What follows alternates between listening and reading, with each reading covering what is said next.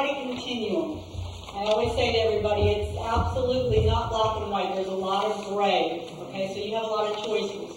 As I said earlier, every parish is not created equal, so you have to do what you have resources to do. And I heard other people saying, you have to start somewhere and then build on that.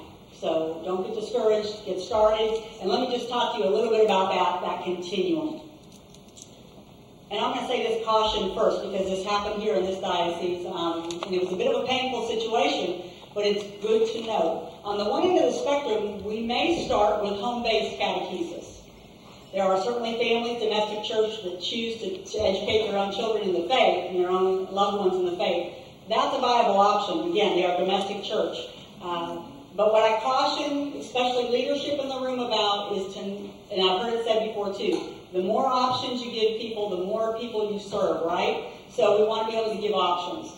If a parent or a family is requesting home-based materials, absolutely provide what they need with some accountability back to the parish. That's typical across the board. But what I caution you to is to not offer home-based without other alternatives or other options.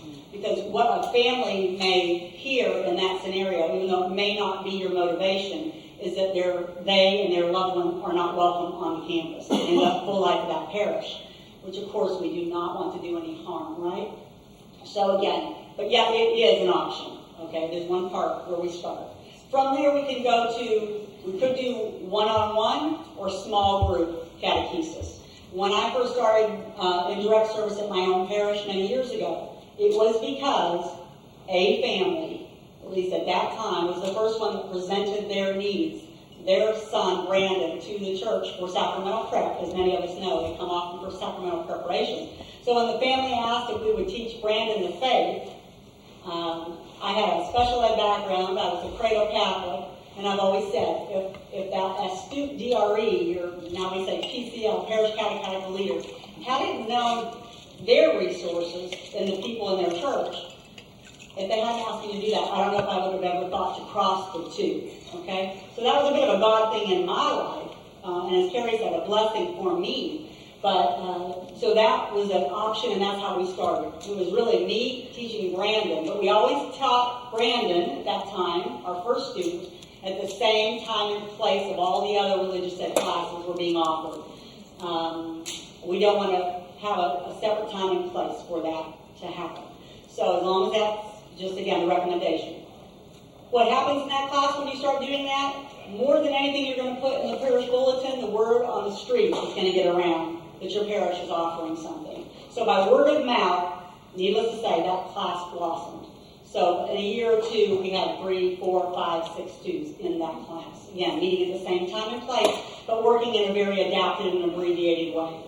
And at that time, we had very few resources like the Rose Kennedy curriculum, the Loyola Press adapted kits. They did not exist yet. So you truly were taking whatever curricula your parish was using, and you were just taking one content piece of information. Once you met the students, you were adapting it down to their ability level. And that still is a doable option. Now, moving along the continuum, you can go down to doing what you would say, we use the public school system, because they've been in the education field, the special education field, they have it down to a fine art. Again, we need to use our resources wisely, and follow their lead in the sense of having maybe pull out, where one catechist comes along and they may start with their opening class, their opening prayer, maybe scripture story, something with an existing class. They're in the full existing classroom, and then maybe a catechist can go down through the parish halls where the classes are, and I may pick up a student here, a student there, and take them to another room at the same time and place. And again, work in a more abbreviated, adapted form and fashion. Absolutely also a viable option. Continuing down, I think the spectrum we're going to get to where we get to full inclusion, where again, now and all along, anytime we have someone who has a diagnosis, and hopefully backing up if it hasn't been said yet, your registration forms always have something on there asking these questions. Even if a family is registering students and they don't have someone with a disability or diagnosis, it's still helping us raise awareness to the fact that this is absolutely, the welcome mat is out and the parish is serving this community. So So be sure to do that, if you will, on your registration forms, if you have not, or anytime you do any revisions. So again, it could be students in existing rooms, and as much as you can do full inclusion, as well as even in the small group or even smaller groups, a buddy system, shadows, whichever word you want to use here locally, we usually just refer to them as buddies. So either peer mentoring, or often we lean often into the confirmation preparation students, the youth and the high school ages, as a viable option for them to serve as a buddy for one of our students so they can be successfully included. What I see in that regard typically is, well, first of all, okay, one of our baptismal rites, as well as the folks we're speaking about serving, is of course to be educated in your faith and be prepared to celebrate sacraments and to respond to God's call. You can't respond to a call you don't hear. So again, to the leadership in the room I say, please put this out as a ministry for people in your parish to serve in. Okay? If you want the volunteers, we often hear we don't have anyone to assist in this. This is hard. And it just begets the question, have you asked?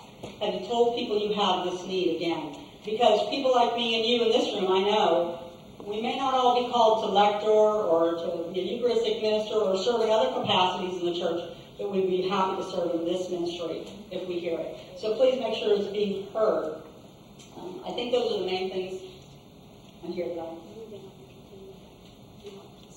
Oh, I'm sorry, and Mary is mentioning, of course, there may be times when you may be able to move someone along that continuum, and hopefully very much so.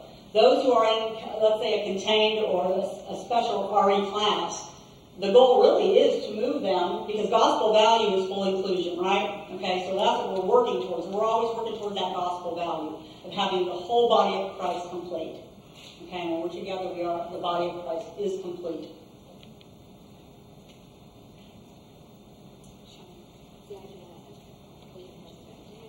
We co-present. Jump in. The one thing about that continuum is two things. First of all, no need to really recreate the wheel. And by that, what I'm saying is the graph that we have chosen here is from the Orange County Public Schools. There are so many things that are already in place and already available that there isn't a need for us necessarily to recreate the wheel on some of these concepts. Adapting them to religious education might be what we are called to do, not necessarily start all over again with a blank page. So on this continuum that is developed by Orange County Public Schools, you can see the arrow goes in both directions. And one of the things that I would present to you is the possibility that maybe a child has made their way all the way to the full end where it's full inclusion, and that is what their setting is. And maybe that particular child has a setback that's of a personal nature. Maybe they're sick, they have a sinus infection, or their dog died, or they didn't get the breakfast they wanted that day.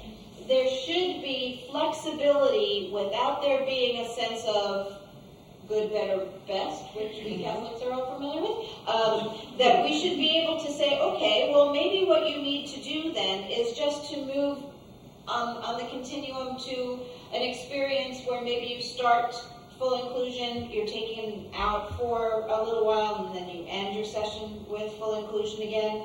That should be a flex continuum.